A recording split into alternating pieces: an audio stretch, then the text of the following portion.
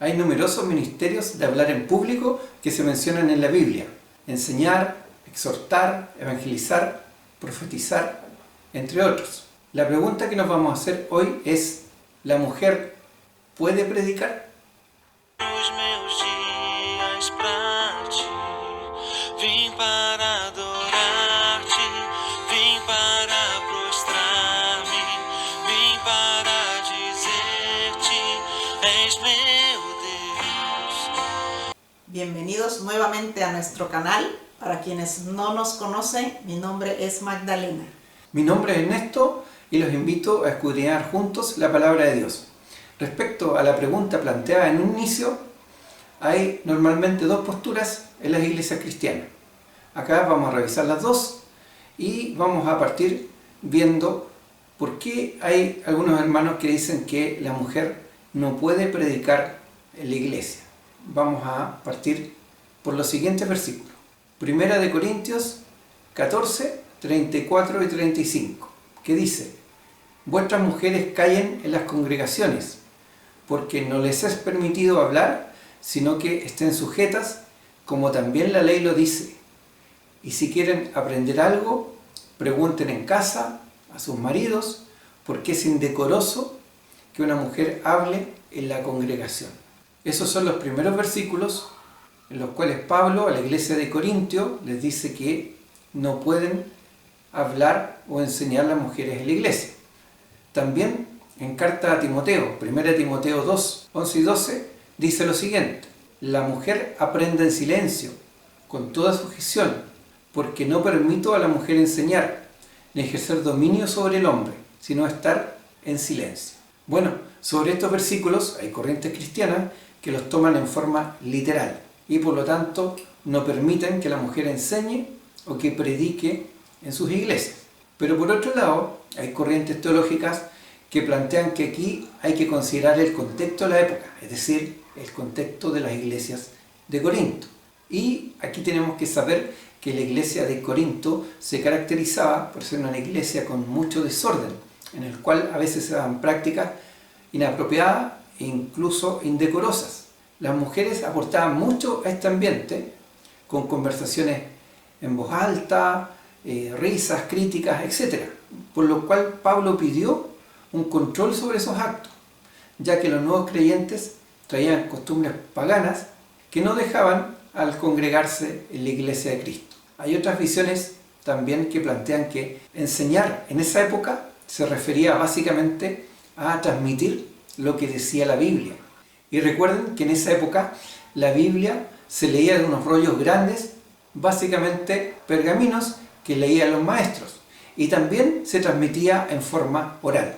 Y esa corriente plantea que las mujeres lo que tenían prohibido era básicamente esas dos cosas: leer los rollos, que eran parte de los tesoros de la iglesia en esa época, y también enseñar en forma oral. Ahora, en varias partes de sus cartas, Pablo agradece a mujeres que trabajaban y aportaban en la iglesia. Y uno podría pensar de que aportaban justamente en la parte de difundir la palabra. En todo caso, desde que se cerró el canon de la Biblia, de acuerdo a esta postura, no habría prohibiciones para que las mujeres prediquen. Se cree que los cánones de la Biblia se cerraron en el Antiguo Testamento por ahí por el año 90 después de Cristo y el Nuevo Testamento por el año 397 después de Cristo. Sin embargo, tampoco hay fechas exactas. Ahora, cuando hablamos de canon, estamos hablando de los libros de la Biblia, o sea, la cantidad de libros que contempla la Biblia. Tanto en el Antiguo Testamento como en el Nuevo Testamento hay muchos pasajes donde se resaltan ministerios desarrollados por las mujeres. Lucas nos dice en los Hechos de los Apóstoles, en el capítulo 2, versículo 17, y en los postreros días, dice Dios,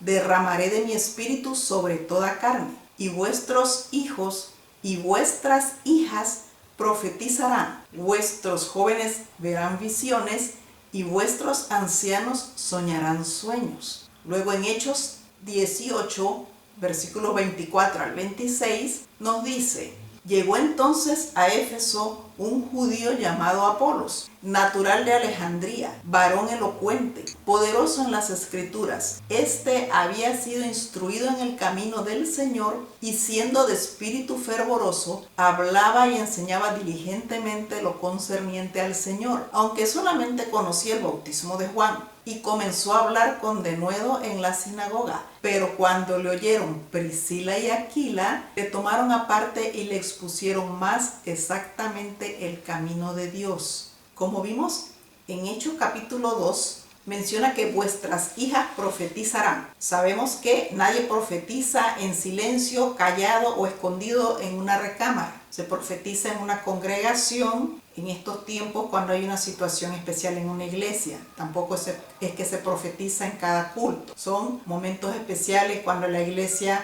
pasa algún momento y Dios manifiesta a través de la profecía, ¿verdad? La palabra que quiere darnos. Entonces ahí se lee claramente. Luego vemos en Hechos 18 cuando dicen que Priscila y Aquila tomaron aparte a Apolos para explicarle, ¿verdad?, exactamente el camino de Dios. Este era un matrimonio y vemos que como matrimonio tanto la mujer como el hombre le dieron enseñanza, detalles, le aclararon la palabra del Señor a este servidor que también quería pues predicar. Leamos ahora Hechos capítulo 21 del 8 al 9. Al otro día saliendo Pablo y los que con él estábamos fuimos a Cesarea y entrando en casa de Felipe, el evangelista, que era uno de los 7, posamos con él. Este tenía 4 hijas doncellas que profetizaban. También el mismo Pablo en sus cartas manifiesta. Romanos capítulo 16 versículos 1 y 2. Os recomiendo además nuestra hermana Febe, la cual es diaconisa de la iglesia en Cencrea, que la recibáis en el Señor, como es digno de los santos, y que la ayudéis en cualquier cosa en que necesite de vosotros, porque ella ha ayudado a muchos y a mí mismo. Para los que les gusta leer más allá, en Romanos 16 van a encontrar varios saludos, tanto a hermanos como a hermanas de la iglesia, donde Pablo recomienda y dice, esta hermana, aquella hermana ha trabajado mucho en el Señor. Leamos ahora 2 de Timoteo, capítulo 1, versículo 5. Trayendo a la memoria la fe no fingida que hay en ti, la cual habitó primero en tu abuela Loida y en tu madre Eunice, y estoy seguro que en ti también. Ahora en Gálatas, capítulo 3, versículo 28 leemos, ya no hay judío ni griego, no hay esclavo ni libre, no hay varón ni mujer, porque todos vosotros sois uno en Cristo Jesús. Vemos, ¿no es cierto?, en las cartas de Pablo, de que la primera está saludando a una hermana que incluso fue de mucha bendición para él. Vemos que en la segunda está hablando a Timoteo, uno de sus discípulos, y en la carta de Gálatas dice que después que llegó Cristo ya no hay diferencias para el Señor. No es más ser judío, no es más ser griego, no es más ser gentil, no es más ser libre, no es más ser esclavo y no es más ser varón o ser mujer, porque todos sois uno en Cristo Jesús. Es decir, todos somos hijos o hijas para el Señor. Ahora le hemos dado, ¿no es cierto?, las visiones de los que creen que la mujer no debe predicar en la iglesia. Le hemos dado también la visión doctrinaria, ¿no es cierto?, de los que sí consideran de que la mujer no tiene ningún problema para predicar en la iglesia. Ahora ustedes se preguntarán, bueno, ¿qué pensamos nosotros? Bueno, nosotros creemos que la gran comisión Cristo la dejó para todos, para hombres y para mujeres. Cuando nos dijo, id por todo el mundo y predicar el evangelio a toda criatura. Y dijo también, y estas señales seguirán a los que creen. ¿Y quiénes son los que creen? Bueno, pueden ser judíos, pueden ser griegos, pueden ser gentiles, pueden ser hombres y pueden ser mujeres. También creemos que la autoridad de la iglesia la tiene el pastor, pero que la revelación de la verdad bíblica que se la da a cada uno el Espíritu Santo, y que es un regalo de Dios, no es solamente para el pastor, sino para todos los miembros de la iglesia, sin diferencias, es decir, hombres y mujeres. Y por lo tanto, tampoco encontramos que pueda haber diferencia en que predique un hombre o una mujer. Ahora, cuando predica una mujer o cuando predica un hombre en una iglesia, está bajo la cobertura del pastor. Respecto a que una mujer sea pastora, la verdad que no encontramos en la Biblia evidencia de que haya sucedido, de que haya una mujer que haya sido pastora, que haya ejercido disciplina eclesiástica, que haya administrado sacramentos o que haya presidido asamblea solemne. Por lo tanto, a ese respecto, nosotros no creemos de que una mujer pudiera ser pastora. Algunos me dirán que también se le llama pastora a la señora del pastor. Bueno, pero ahí en ese caso es una forma de decir, quizás para no decirle señora o para no tratarla por su nombre, pero en la práctica no es pastora, sino que el pastor está al mando de la congregación. Sí, las esposas de los pastores ayudan mucho, ¿no es cierto?, en la escuela dominical y en varias funciones de la iglesia. Muchas veces la mano derecha del pastor, pero no es pastora. Bueno amigos, hermanos, por favor déjennos sus comentarios y díganos qué piensan. Suscríbanse y entren al WhatsApp. Les agradecemos su presencia hasta este momento del video. Los invitamos a seguir viéndonos y les recordamos que no dejen de asistir a una iglesia local, como es mandato de nuestro Señor. Que el Señor les bendiga. Nos vemos, amigos y hermanos. Bendiciones. Bendiciones. Vim para prostrar-me, vim para dizer-te, és meu.